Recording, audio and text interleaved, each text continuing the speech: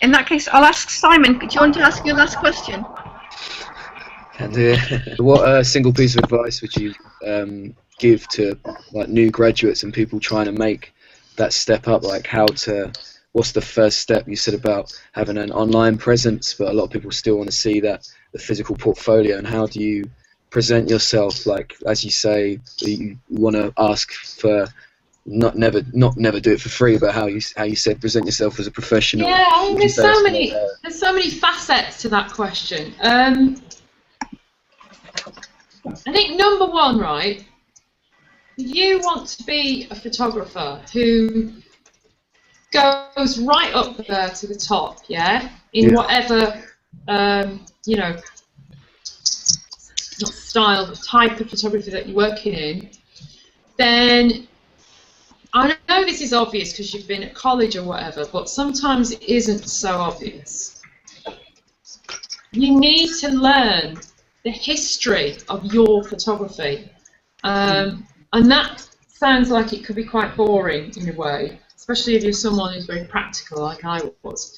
But as soon as I was switched on to that idea of looking at photographers' work that had come before what I was interested in, it became fascinating. So I got really into colour photography because I remember in the 80s when I was kind of starting out, everyone did black and white. You know, there was everybody wanted to shoot in black and white because it looked cooler and it didn't look like your snaps that you got from you know, a crappy camera. Yeah. So, but I suddenly got interested in colour photography, and also I was very interested in documentary photography.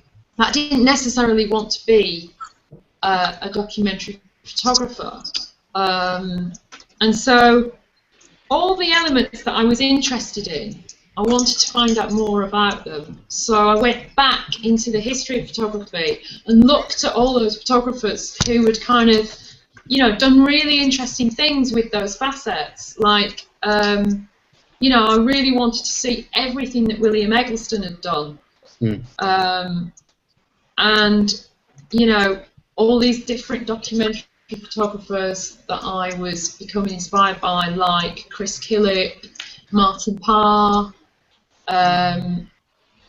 there's lots of them, Tony Ray Jones, you know, they just kept coming at me. Once I learnt about one, I'd learn about another, and the more knowledge I had, the more defined my style would become. And it was like, where do I fit into this, you know? Suddenly I'm doing, going from shooting portraiture and bands and stuff like that, into this place where I can create images that are not necessarily anybody else's vision. So it's not like somebody's ringing me up from a magazine and going, we want you to do a picture of a band and they need to be in their hometown and they need to be in a bar. Suddenly it was like, right, okay, I'm going to create some fashion pictures, but I'm going to do exactly what I want. Yeah. Whatever models I want, whatever background I want, whatever kind of feeling I want to get from this. So all of a sudden, all of these references and all of these things that I'd learned about these photographers that were way back on my generation were coming into play, and the references. So it was almost like knowing so much about those photographers and the way that they worked helped me define a style. And I think for anyone coming out of college or learning to be a photographer, to get to the top, you have to have a specific way of looking at things, so that when someone looks at your images, they go, "Oh right, okay, they're seeing the world that way." Yeah. And you can do that in landscape, you can do it in portraiture, you can do it in music photography, you can do it in fashion, you know, right across the range you can do it, but you have to know as much as you can know about what's come before you to kind of define who you are. And you know, everybody's got something in them, everybody's got something unique in them. you know, even if you're influenced very heavily by a particular photographer, you will bring something new to that thing because you're you and you've got different experiences or whatever. I mean, it's about self-belief as well, but never be ignorant about things. Do you know what I mean? Yeah. Find out as much as you can about something beforehand. And what was the other part to your question? Sorry.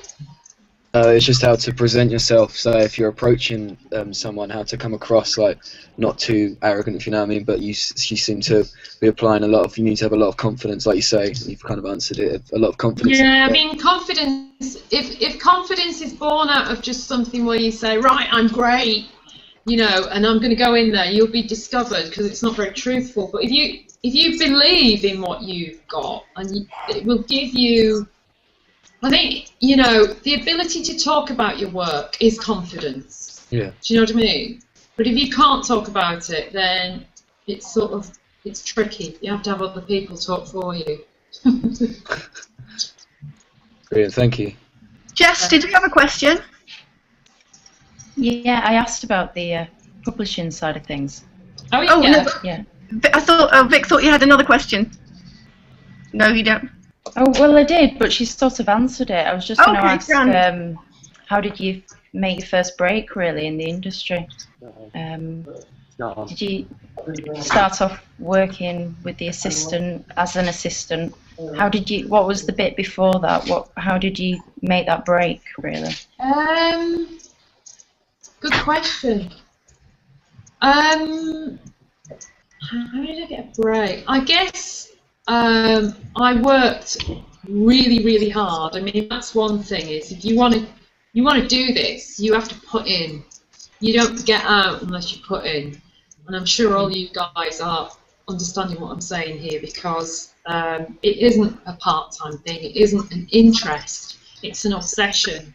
And I think when I was like 19, I suddenly, or maybe 20, it suddenly clicked for me that I had this obsessive interest in photography, and that I wanted to do it all of the time, and that it was like, you know, suddenly the ignition, bang, you know, the light came on.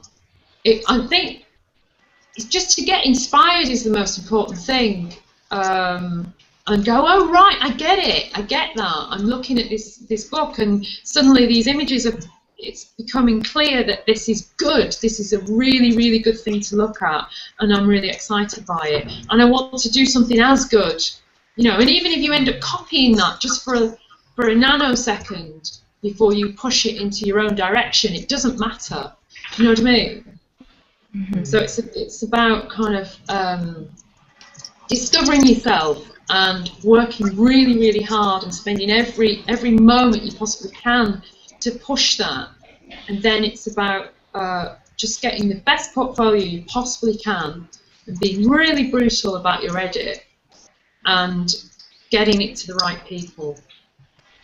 I mean, there's so many ways of publishing your work these days online. You know, creating your own websites. I'm sure you do it all, Tumblr, whatever it is that you lot do. There's much more opportunity now than there was back in my day. Yeah. Okay. All right, thanks.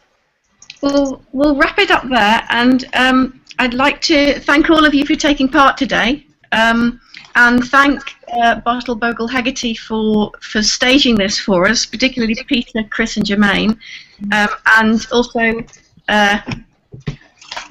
Arvik. Do you want to see Robbie, my assistant? Yeah. Here he is. Oh, bless you. Hello. Yeah. Paul lad's knocked it out. So Noise is doing one of these every month. So next month, I think on the 26th, but check on our website, at around 12:30, I think, is Giles Deacon. So it'll be a week after he's done his London Fashion Week show.